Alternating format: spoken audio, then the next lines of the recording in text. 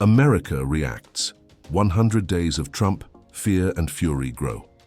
100 days into Donald Trump's second term, the mood across America is growing increasingly tense. Despite reclaiming the White House with a combative campaign that fired up his base, Trump now faces a sobering reality. His approval ratings have sunk to historic lows, the public is increasingly disillusioned, and core policies are triggering deep divisions in both Washington and Main Street. According to the latest ABC News Washington Post Ipsos poll, only 39% of Americans approve of Trump's performance, the lowest recorded for any US president at the 100-day mark in more than 8 decades. Even more telling, a growing number of independent, suburban voters and young Americans express regret over their 2024 decision or abstention, a rapid descent in public sentiment. The collapse in Trump's approval didn't happen overnight, but the pace has accelerated over the past month. In January 2025, shortly after inauguration, Trump enjoyed a modest 47% approval rating, but by late April, a sharp downturn had taken hold. Among women, Trump's support stands at just 36%. Among Hispanic Americans, it has plunged to 28%. And among voters under 30, a mere 22% approval. Across social media, hashtags like 50501 and Hands Off trend weekly, fueled by college protests, immigration raids, and widespread anxiety over civil liberties. The economy. Promise versus perception. Trump's team continues to boast about deregulation, border tariffs, and economic nationalism. But voters are feeling the pinch. The Pew Research Center reports that 48% of Americans say they are financially worse off now than before Trump took office, with only 19% feeling an improvement. Food prices are up, fuel costs have surged, and economic anxiety is spreading even among traditionally Republican business owners. His signature economic policy, aggressive tariffs on Chinese and Mexican imports, was meant to revive domestic industry. But instead, it's triggered stock market volatility, disrupted supply chains, and angered consumers watching prices climb. In fact, 73% of respondents in a Reuters or Ipsos poll said they expect things to get worse economically if these trade measures persist. Immigration, policy or punishment. Trump's crackdown on immigration, one of the cornerstones of his second-term platform, is drawing fire even from some former allies. Over the past 2 months, ICE raids have intensified, often involving families with US-born children. In a widely circulated video, a 9-year-old girl was filmed sobbing as her undocumented mother was detained outside a school in Arizona.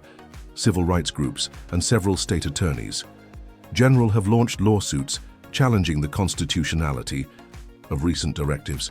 At the center of this legal firestorm is Executive Order 45A, which expands deportation priorities to include minor infractions like overdue traffic tickets. Public opinion is split. 45% support Trump's immigration approach, while 48% oppose it. But among first- and second-generation Americans, the backlash is fierce. Culture wars and the DEI backlash. Another front in Trump's 100-day report card is his sweeping effort to dismantle diversity, equity, and inclusion (DEI) programs across federal agencies, universities, and military institutions. In his executive memo issued February 12th, Trump called DEI programs ideological indoctrination and ordered immediate defunding. Critics argue that this move undermines equal opportunity and stokes racial resentment. The result? Protests have erupted on over 60 college campuses. Faculty at prestigious universities like UCLA and Georgetown have openly defied the order, citing academic freedom. Trump's allies praised the move as restoring meritocracy, but the backlash has energized a new wave of student activism reminiscent of the 1960s, institutional clashes and lawsuit avalanche. Perhaps the most alarming trend for Trump's administration is its deepening conflict with American institutions. Within 100 days, over 250 lawsuits have been filed against Trump's executive actions, ranging from environmental deregulation to media restrictions to the proposed Department of Government Efficiency, which critics call a shadow cabinet. The president has also intensified attacks on the Federal Reserve, threatening to override its independence and force interest rate cuts. Markets responded with sharp sell-offs and a rising chorus of warnings from economists. Even within his own party, moderate Republicans are privately expressing concern. One GOP senator, speaking anonymously to Politico, warned, "He's playing a dangerous game with the pillars of our democracy." The public mood, chaotic and scary. Perhaps nothing captures the spirit of the country like the language Americans are using to describe this presidency. In a New York Times Siena College poll, 66% of respondents described Trump's second term so far as chaotic, and 59% used the word scary. Among independents, those numbers rise even higher. Even within the Republican base, nearly half admit the administration feels disorganized, although many still approve of the president's overall goals. The sense of unease is palpable, not just in D.C. but nationwide. School board meetings have become battlegrounds. Faith leaders speak of moral confusion. Parents worry about their kids' futures, and even Trump's former press secretary, Kayleigh McEnany, recently commented, "There's a fatigue in the air even among supporters. People are bracing for what's next." Looking ahead.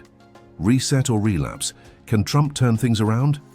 Historically, presidents have recovered from rocky starts. Bill Clinton, Barack Obama, and even George W. Bush experienced approval slumps in their early months. But Trump's unique style, unwillingness to compromise, and mounting legal challenges make a rebound less certain. Upcoming events such as the 2025 midterm primary debates, federal budget battles, and the outcome of lawsuits on Executive Order 45A will all shape the trajectory of his term. One thing is clear, Trump's second 100 days may be even more decisive than the first. As Trump marks this 100-day milestone, the country watches closely, not just to see what he'll do next, but to decide what kind of America it wants to become.